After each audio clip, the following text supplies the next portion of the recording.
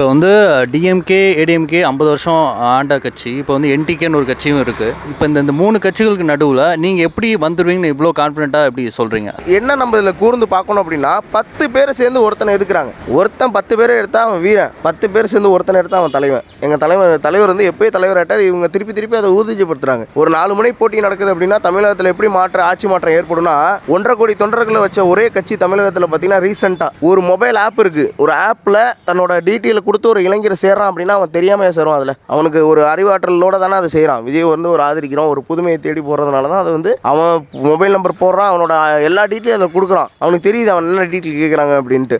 ஒரு மொபைல் வச்சிருக்கவனுக்கு ஒரு ஆதார் கார்டு இருக்குது, ஒரு ஓட்டர் ஐடி இருக்குது. ஓட்டர் ஐடி வச்சவன் அதில் சேர்றான். நம்ம எங்கள் கட்சியில் சேர்றாங்க. 1.5 கோடி தொண்டர்கள் வச்சுருக்கோம். இன்னும் இலக்கு கடந்த முறை சென்ற தேர்தலில் திமுக வாங்கின ஓட்டு, கூட்டணியோடு வாங்கின ஓட்டு 2 கோடியே 6 லட்சம் ஓட்டு தான். 2 கோடியே 6 லட்சம் ஓட்டில் ஆட்சி மாற்றம் ஏற்பட்டுச்சு.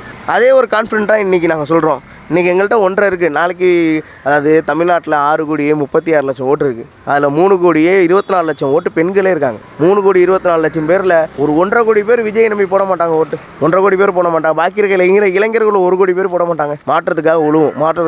2.5 கோடி வாக்குகள் பெற்று தமிழகத்தில் அதிக இடத்துல ஜெயிப்போம். அதுக்கு எதிர்வரும் காலங்களில் அண்ணா அமைக்க போகிற கூட்டணியும் முக்கிய அம்சம் வரும்.